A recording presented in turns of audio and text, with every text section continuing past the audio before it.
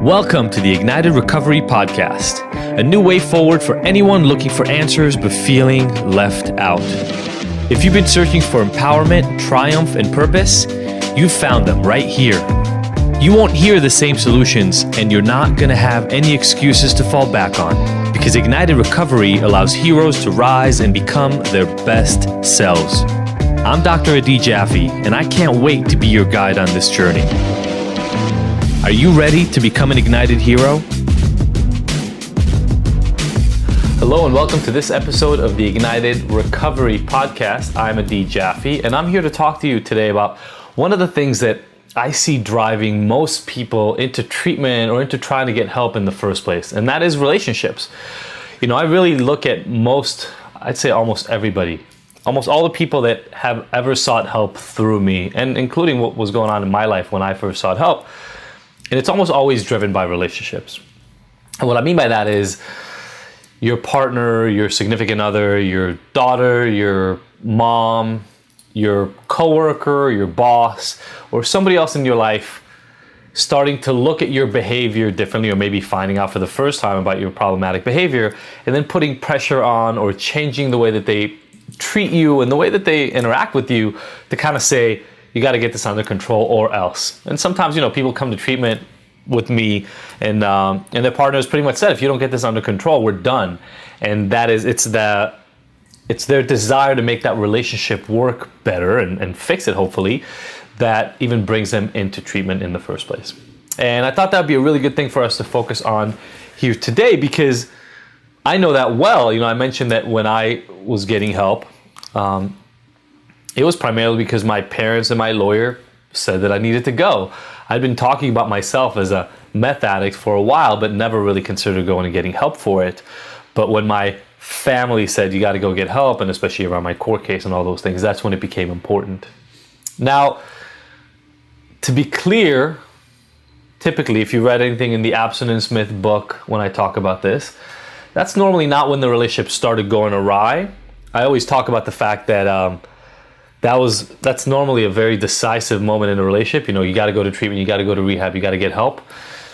But the trouble normally started long ago. And I know for sure that that's true in my life. You know, in the middle of everything, my relationship with my family was completely destroyed before I got arrested, when my drug use and my acting out was at its worst.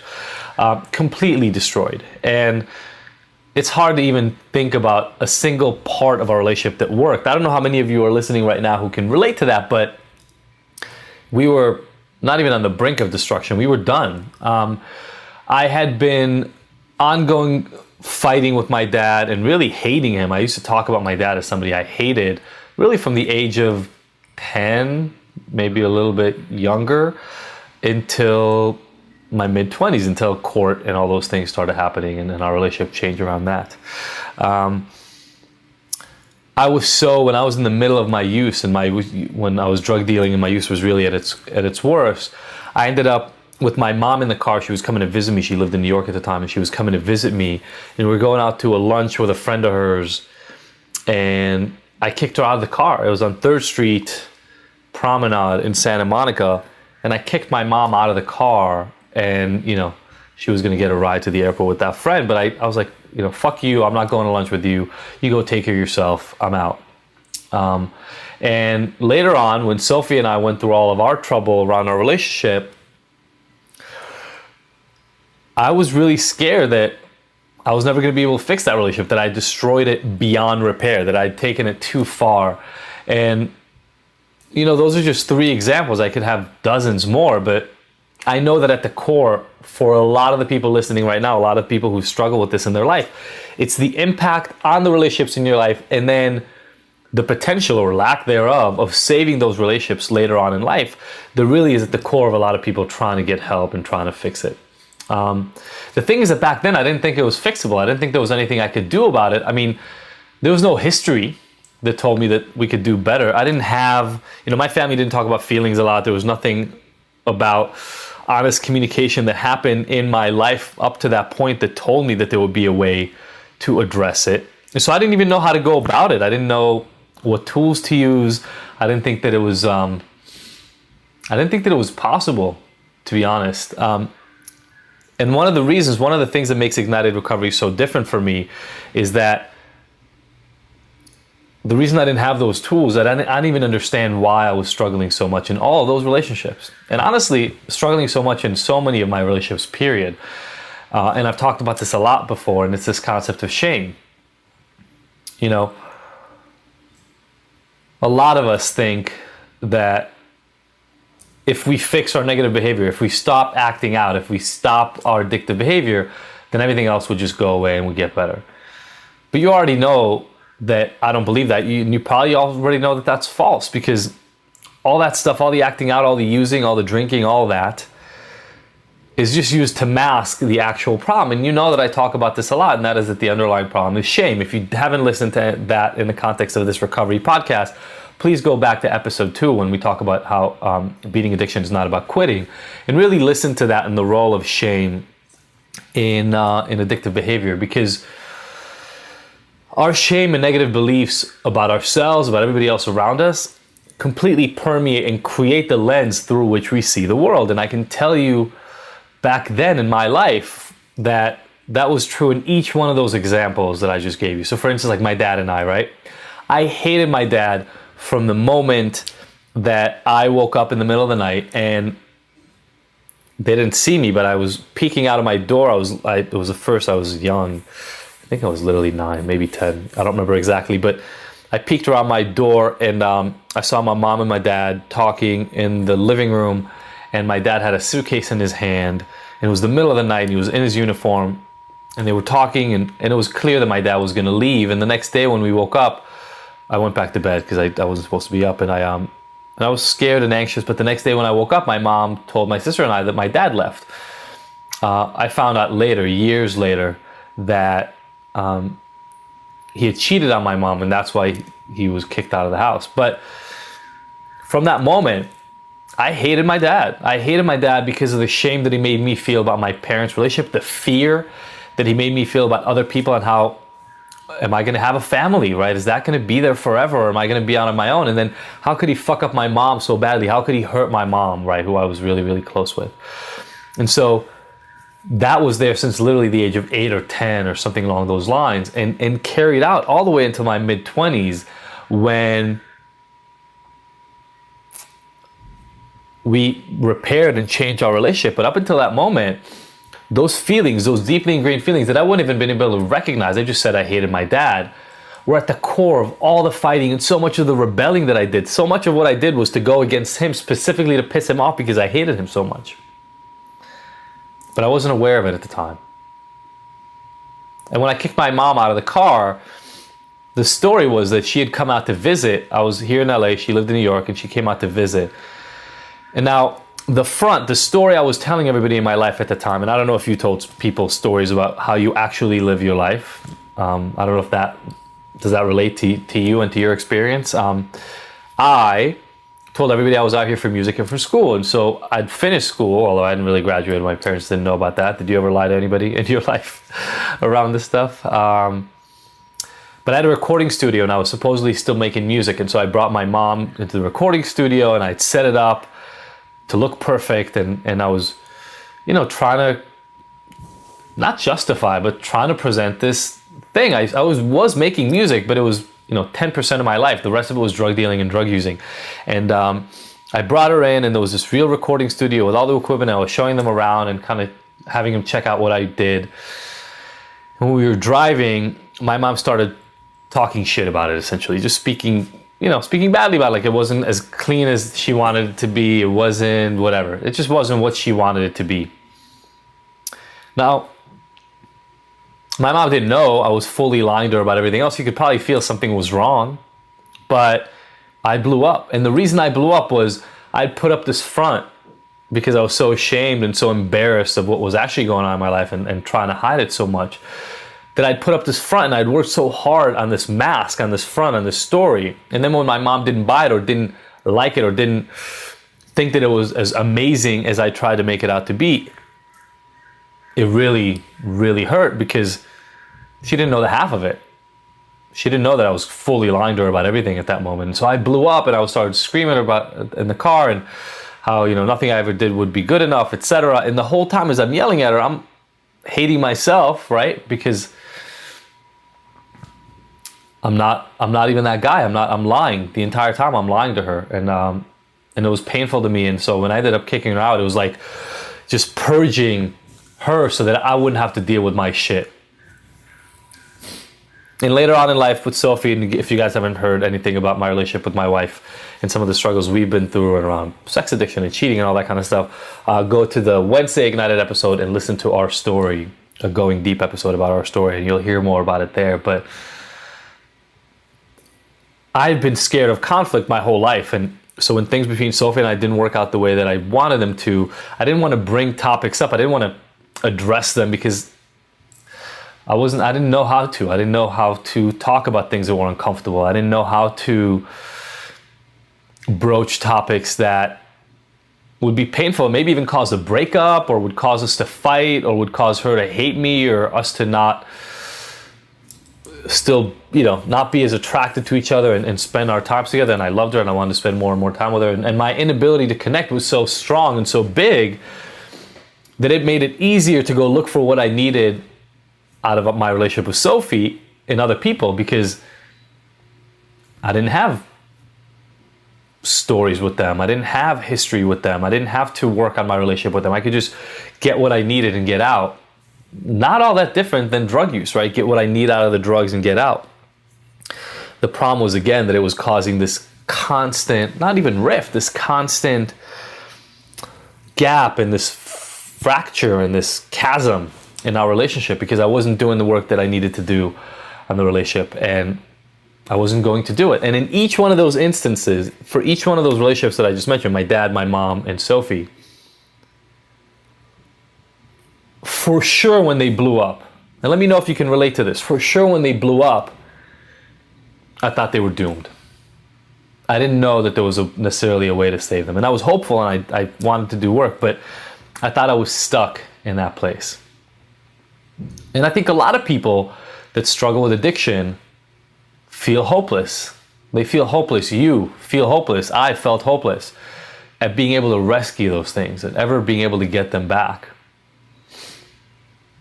And so a lot of us do the best that we can to hide. We do the best that we can to keep pretending. By the way, even when we fix it, even when we get clean, we keep pretending that everything is okay. Why?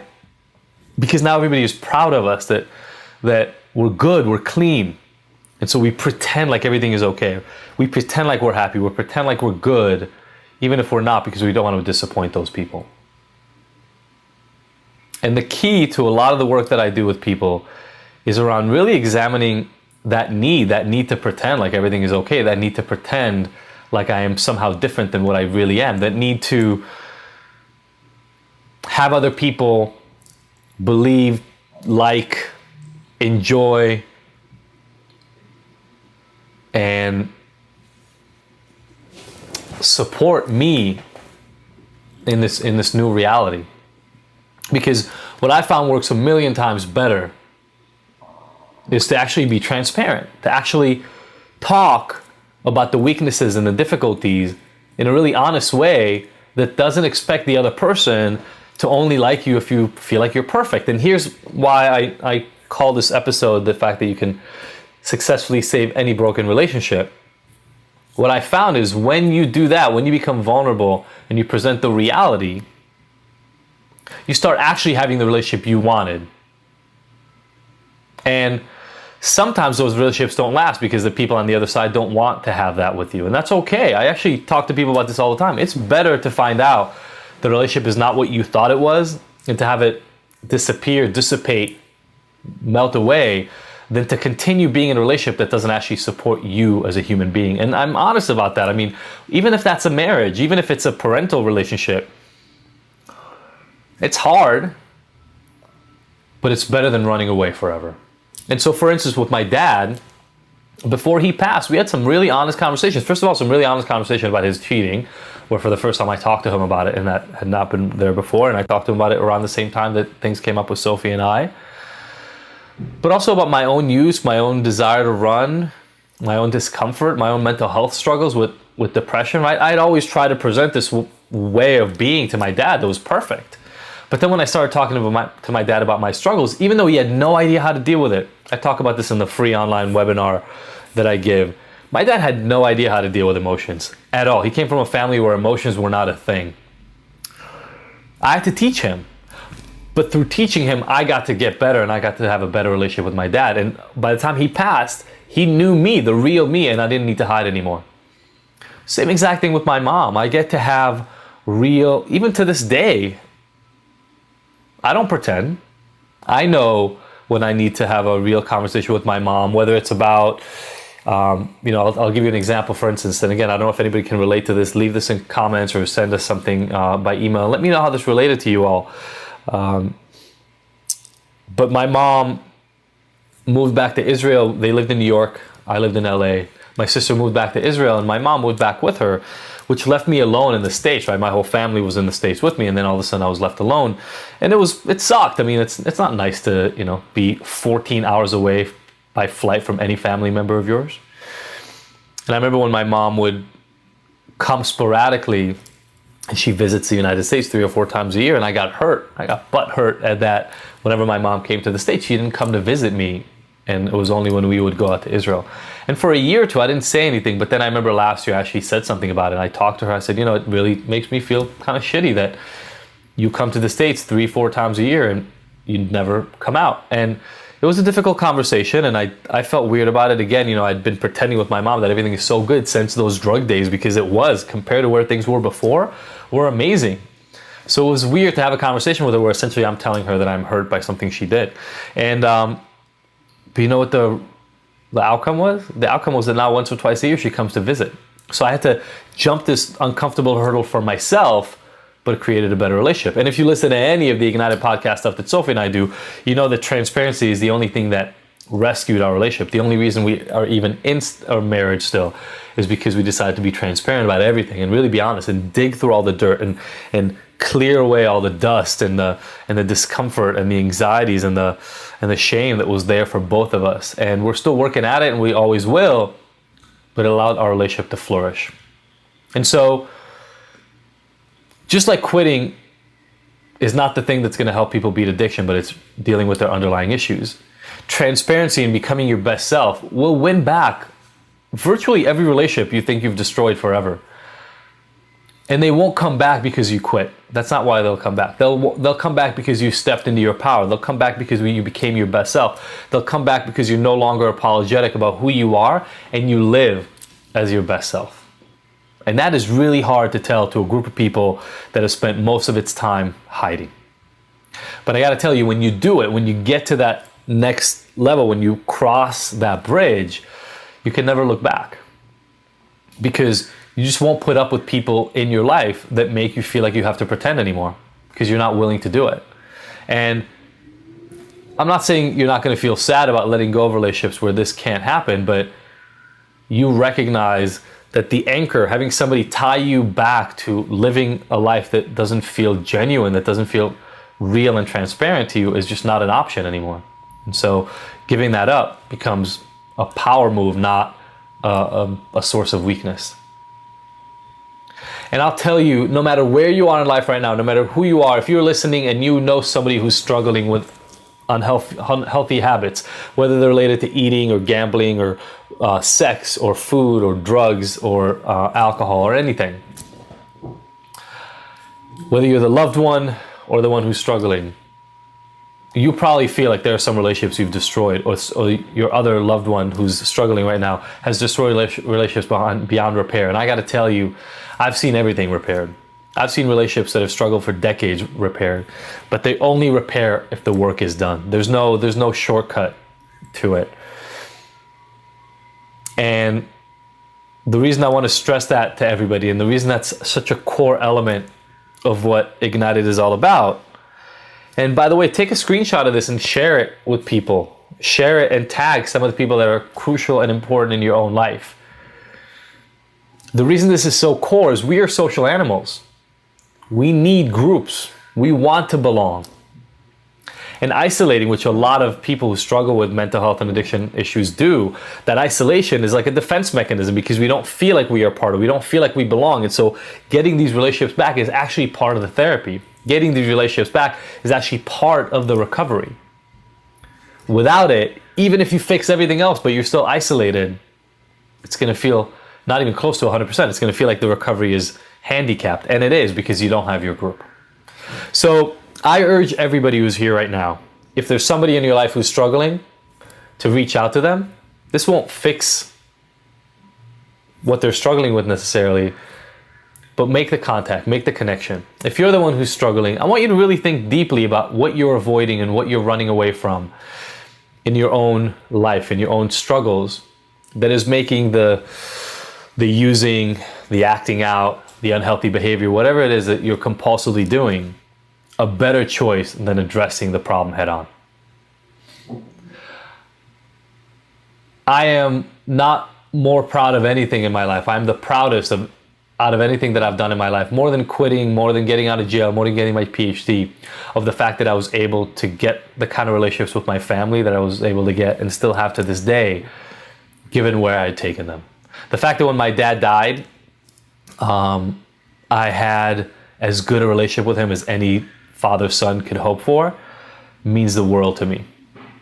And I want to be able to give that to other people, because I know that if you're listening right now, there are some of these people in your life that are struggling, or you're the one struggling yourself and you don't know that this is even possible. But it is. And I want to promise you that the way to get there is by taking off the masks and taking off the layers and getting really, really comfortable with who you truly are and letting go of that shame. I want to thank everybody for tuning in today. Next week, we're going to have our first interview on here. Every once in a while, I'll bring them. It's going to be a pretty powerful interview. And so I hope you guys will get to tune in. If you know somebody who's struggling and can use help, Ignited Recovery offers an amazing, powerful, life-changing course for anybody who's struggling with compulsive habits. We even have family members on there who are taking the course to be able to understand their loved ones better, and it's just changing lives. I love being part of that. It's pretty incredible what's happening there. If your relationships are struggling and you need help there and you want to be able to get help around that, we'll have a link to an Ignited Relationship intro course that my wife and I, that Sophie and I did, that is also helping a lot of couples reconnect in ways they didn't think was possible before. If you haven't bought the Abstinence Myth book yet and you have anybody tangentially in your life affected by addiction, you're going to want to get this book. It's going to completely flip the way you look at addiction. And again, I want to thank everybody for tuning in. If there are specific topics you want us to cover, shoot us an email, info@ignited.com, or just leave us some comments, DM me on Instagram at Dr. Adi Jaffe or at ignited.me. Love you all so much. Thanks for tuning in. I will see you next week. Thank you for tuning in to the Ignited Heroes Recovery Podcast. I really hope you found the information here useful and that we'll see you back here next week. And look, I want to make sure that this podcast is the most useful it can be for you, so please let me know by emailing info@ignited.com if there are any specific topics or questions you'd like to have addressed. As usual, if you like this episode, I would love for you to leave us a 5-star review and rating. Thanks, and see you next week.